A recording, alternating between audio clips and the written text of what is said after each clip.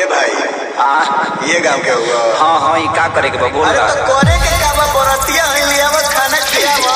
अरे भगवान तू कैसा दिन देखो तो हमरे के अरे जोरे मन रखो नी। चलो चलो पतल लिया बा आज पतल चल के राता अपने लफर के साथी आज पतल चल के राता अपने लफर के साथी।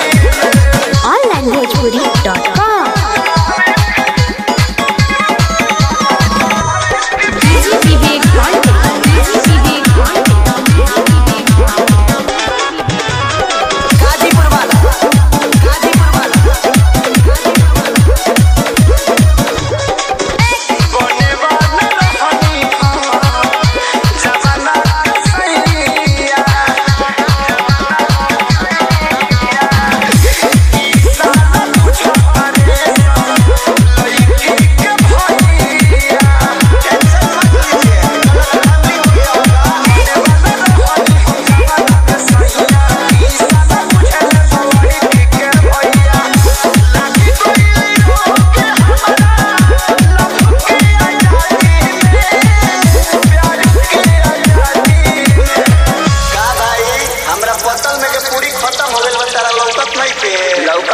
अरे तनी पानी वाला के भेजा भाई पुलाव दो तनी ये पुलाव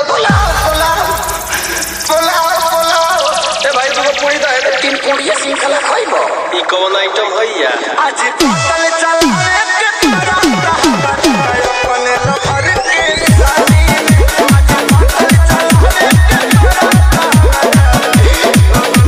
के साथी। onlinebhojpuri.com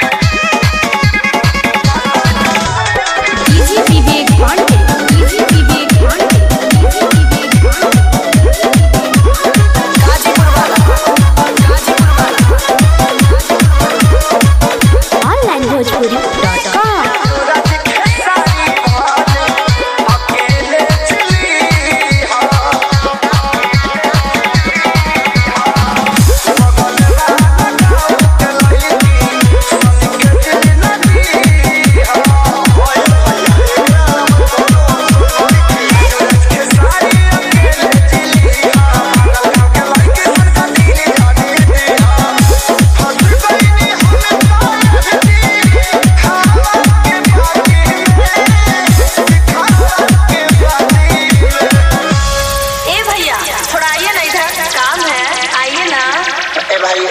नहीं भैया मैं आपको ही बुला रही हूँ।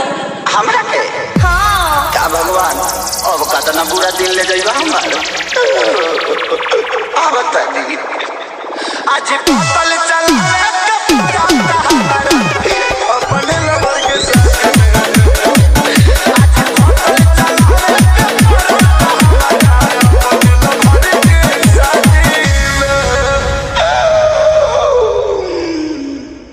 online